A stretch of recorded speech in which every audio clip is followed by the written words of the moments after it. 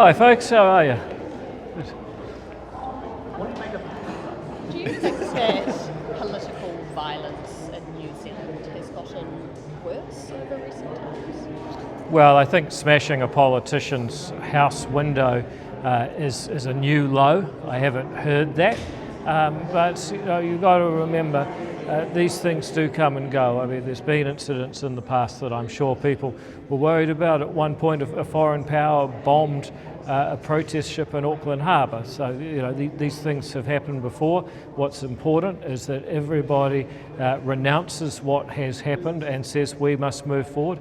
Frankly, focus on more urgent issues that affect New Zealanders in New Zealand, rather than people whipping up crowds about things that are happening on the other side of the world. And what steps are Parliament, political parties taking to ensure that MPs and political representatives are being kept safe? Well, we do take safety precautions, but I generally don't discuss those because if we told you what they were, that would make them less effective. But from a more general perspective, are you updating policies? Are you working with Parliamentary Service, the Speaker of the House, things like that? Well, we believe that we're in a good place already, but obviously if someone's got some suggestions, we might take them on. Do you care for your safety? No. Jerry Brownlee mentioned a few weeks back now that he wanted to see politicians in the chamber thinking about how they interact with each other because that influences how people act outside of this place. Do you think that is something that's being followed within the House? Well, Simon Court asked him to reflect on that yesterday and he just flippantly rejected it. So I think you might like to go back to Jerry Brownlee and ask him if he really believes that. Why did he not respond more constructively to the point of order Simon Court raised yesterday? So you think that the use of the term genocide shouldn't be able to be used in Parliament? Is that? Well, frankly, it's not something established by a court, but members of the Jewish community have said this is leading to people targeting us. They believe that we are somehow responsible for a genocide and that they believe therefore it's okay to persecute us. So that's what people in the community are saying. Then that would be a good example of where people should urge themselves to be more cautious. And I would just make the point too that free speech is a privilege of Parliament, but Parliament only has its privileges because it is respected by the community and acts well. That's an important balance that sometimes people forget. My understanding is the UN has used that terminology now, though. Does that not make it legitimate?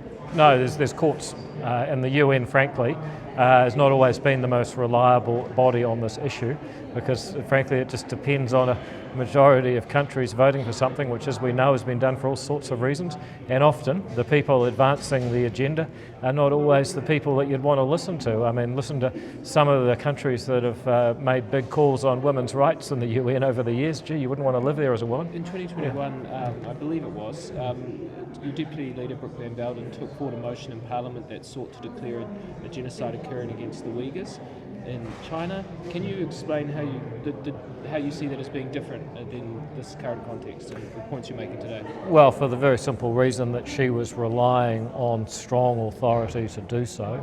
I don't believe that there is authority in the case of these claims to be made today. Your response to the poll, the TPU poll that shows. Are we going to swap out? Sorry. Is that No, you guys go for it. All right, guys. See you later. Cheers. Blood like Chris. Sorry about that. Thanks. Yeah. Can I just get a comment from you? The PM has ruled out that there will be an MPP merger this term. What's your reaction to that?